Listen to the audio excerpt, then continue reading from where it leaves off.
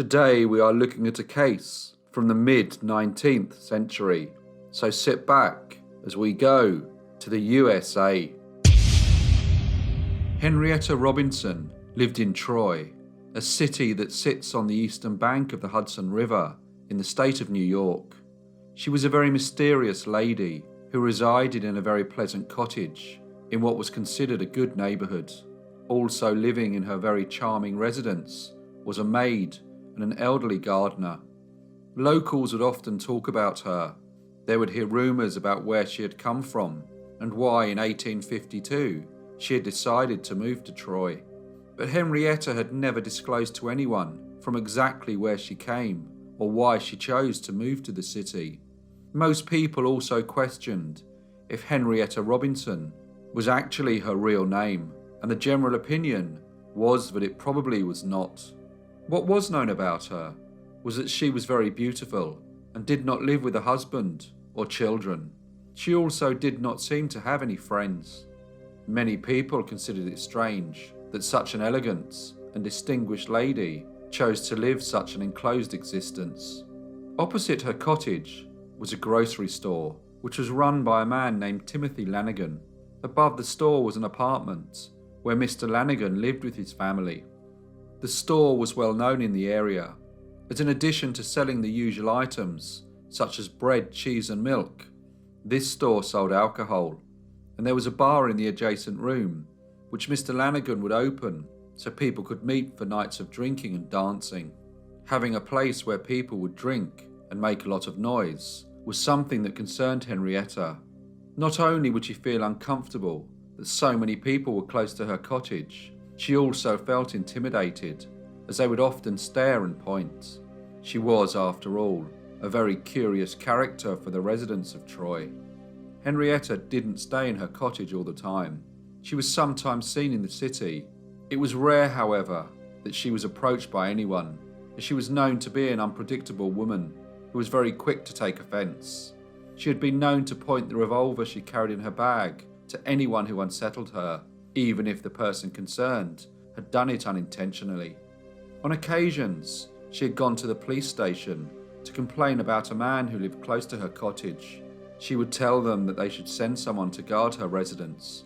While the police were sympathetic, no officer was ever sent, as the man Henrietta complained about had never attempted to harm her or enter her home. Whenever she went out, it would usually be at night.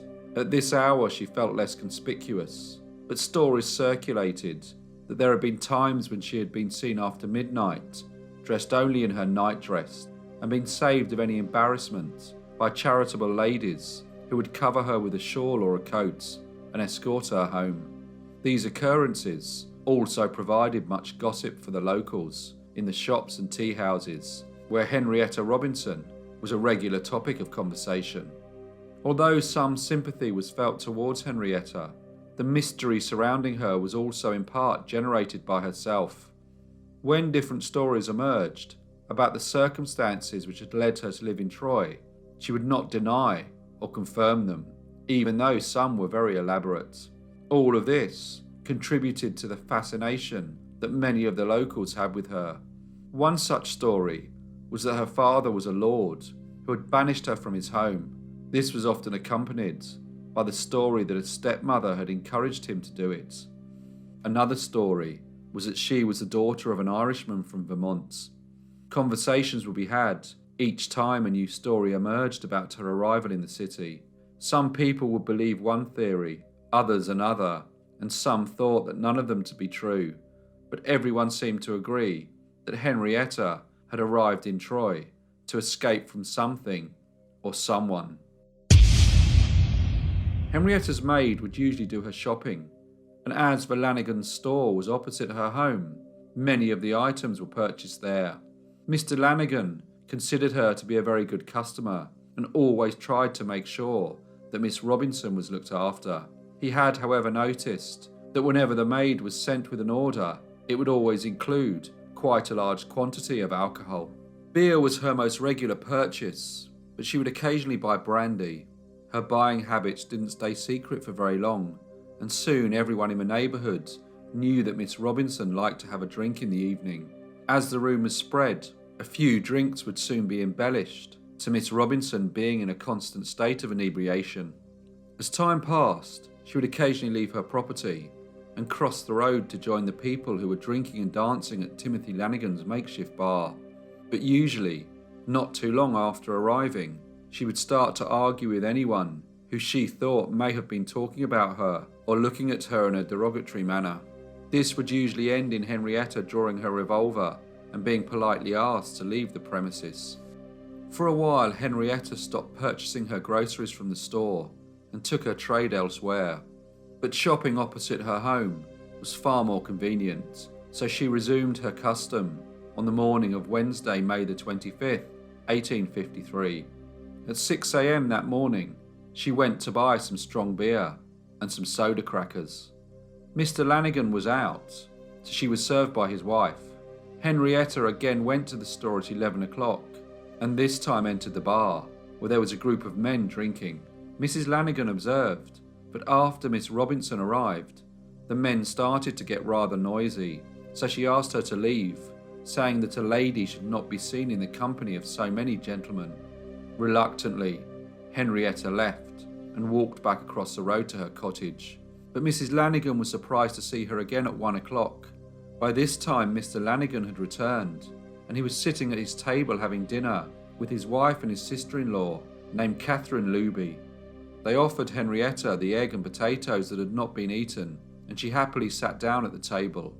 After they had finished, Henrietta asked if she could buy everyone a beer as a thank you. It was the middle of the day, and Mrs. Lanigan had to serve customers, so she declined. But Mr. Lanigan and Miss Luby agreed, and Mr. Lanigan went and fetched the beer. Henrietta said that it would taste much better if it was sweeter, and requested that he also bring some sugar. Realising that there was not enough beer to fill their glasses, Mr. Lanigan went back for the sugar and more beer. When he returned, Henrietta informed him that she had found some sugar and had already put it in the glasses. So Mr. Lanigan topped them up with beer, and the three of them toasted each other's health and started to drink. They only drank a glass each before bidding each other farewell. Henrietta returned home, and Mr. Lanigan and Miss Luby went back to work. Soon after, Miss Luby started to feel quite unwell. At 3 p.m. Mr. Lanigan returned. He was also feeling very poorly and went to lie down. For some reason, Miss Robinson went back to the store, but Mr. Lanigan asked her to leave, and Mrs. Lanigan pushed her out of the door. By now his condition was getting worse, so Mrs. Lanigan summoned a doctor.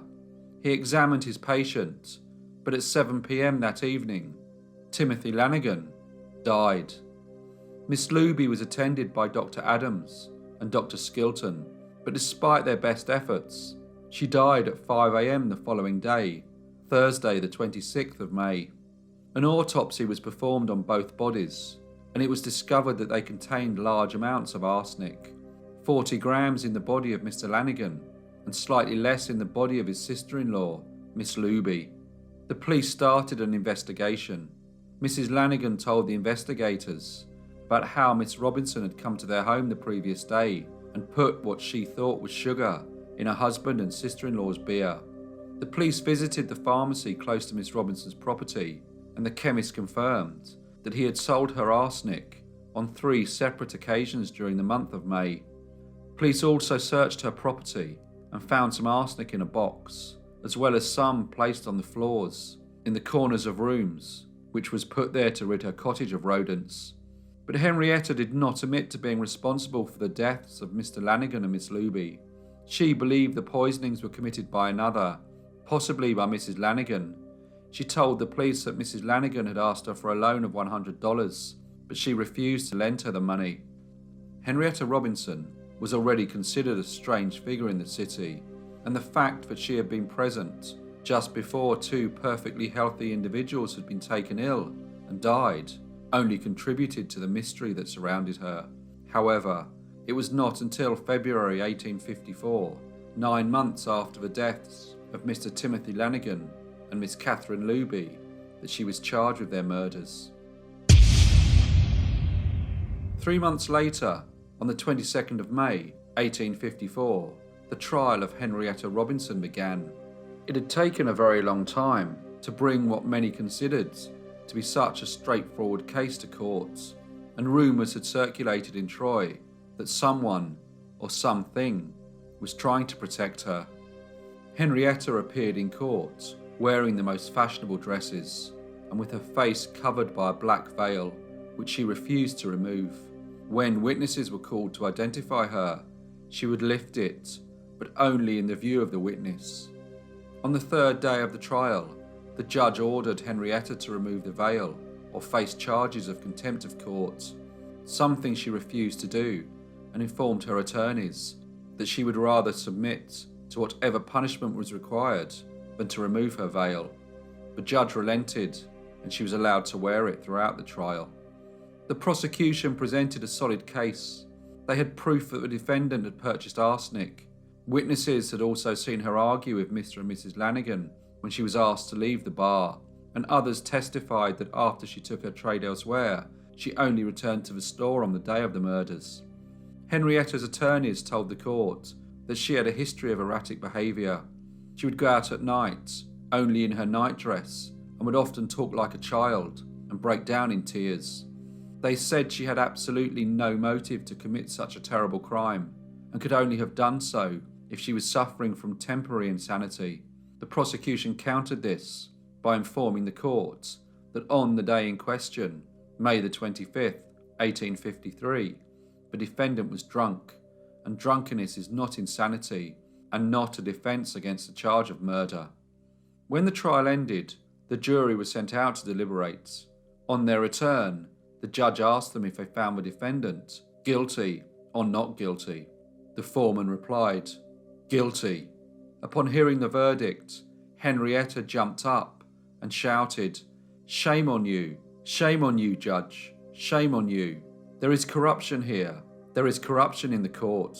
Henrietta Robinson was found guilty on 2 counts of first-degree murder. She had not been found to be insane, and the jury considered her totally responsible for her actions. Before sentencing took place, the defence lodged an appeal and demanded a retrial. While the legal arguments were considered, Henrietta was sent to Sing Sing prison. The crime and the trial of Henrietta Robinson had caused somewhat of a sensation in the press, and newspapers asked if anyone knew the true identity of this beautiful yet mysterious lady. One story emerged that her true name was Mrs. Campbell, who had owned a drinking house in the suburbs of Quebec, but had left her husband to live with a cab driver. Another claimed that she was the daughter of a Dr. Robinson from Montreal, who had died 9 years earlier in an asylum. A local journalist wrote that he had been told that her father was a distinguished Irish gentleman who had disinherited her after she married the son of a steward. All the stories sold newspapers and kept the residents of Troy talking about the mysterious Miss Robinson. The request for a new trial was eventually denied, and on the 14th of June, 1855, Henrietta was brought back to court for sentencing.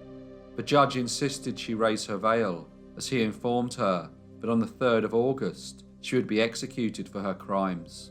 As the date approached, Henrietta was visited by a priest who said that she had made peace with God, but locals in Troy never actually believed that she would be hanged, as they were still convinced that something or someone would protect her. And just days before her execution date, the governor of the state of New York agreed to commute her sentence to life in prison. Henrietta spent the next 18 years in Sing Sing prison before being transferred to the prison in Auburn. In 1890, she was transferred again to the Matawan Hospital for the Criminally Insane. When she was in this institution, a woman came forward who claimed that she had gone to school with Henrietta. She said that her real name was in fact Charlotte Wood, and that she was one of 4 daughters, born to a Canadian merchant named William Wood. She said that she was well educated and a brilliant linguist. When the story was printed in the Troy Times, the family categorically denied that the lady in question was their relation. Henrietta Robinson died in prison in May 1905. She remains as mysterious in death as she was in life, as she took her true identity with her to the grave. Hello everyone, and thank you so much for listening.